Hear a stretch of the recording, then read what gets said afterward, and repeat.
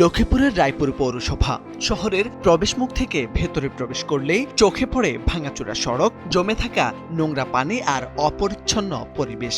নাগরিক জীবনের নিত্যদিনের ভোগান্তি যেন এখানেই দিনে দিনে স্থায়ী হয়ে উঠেছে।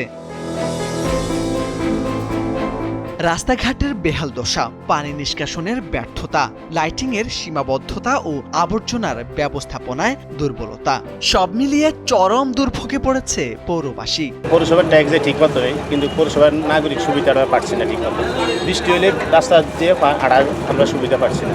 1 নম্বরে রাস্তাঘাটের অবস্থা বেহাল দশা, 2 নম্বরে আমাদের ড্রেনেজ ব্যবস্থা নাই, 3 নম্বরে বাড়তির ব্যবস্থা নাই।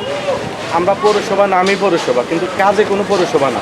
শুধু রাস্তা নয়, মশার উপদ্রব ও ড্রেন পরিষ্কার না হওয়ায় নাগরিকরা নানা সমস্যায় জর্জরিত।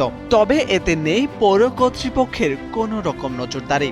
এমন ভোগান্তি দীর্ঘদিন ধরে চললেও অভিযোগের কার্যকরী সমাধান হয়নি বলেও দাবি স্থানীয়দের। আমরা এখানে গ্যাস পাইতেছি না, আমাদের গ্যাসের কোনো ব্যবস্থা নেই। যে কোনো একটা রিক্সা আমার চোখের সামনে সেদিনও দেখলাম যে একটা রিক্সা উল্টে গেলে মহিলা সহ বাচ্চা সহ পরে খুব দুর্ঘটনার সৃষ্টি হয়েছে। এসব সমস্যার কথা স্বীকার করেছেন পৌর প্রশাসক ও রায়পুর উপজেলা নির্বাহী কর্মকর্তা ইমরান খান। জানান, নাগরিক সমস্যাগুলো চিহ্নিত করেছেন। ধাপে ধাপে সড়ক সংস্কার, ড্রেন পরিষ্কার ও আবর্জনা অপসারণ কার্যক্রম হাতে নেওয়া হয়েছে। দ্রুতই জনগণ এর সুফল পাবে। আমরা একটি দৃশ্যমান এই রাস্তা এবং ড্রেনের কাজটি অগ্রগতি পাবো, যেটা আমাদের মহিলা কলেজ থেকে নতুন বাজার পর্যন্ত।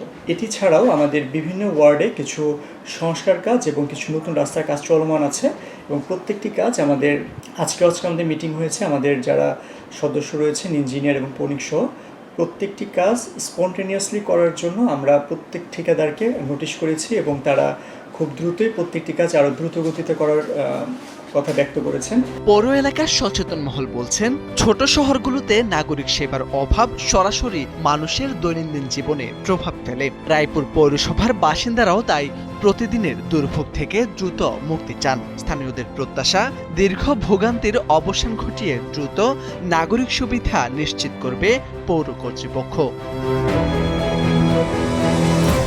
মোরশেদ আলম, সময়ের আলো।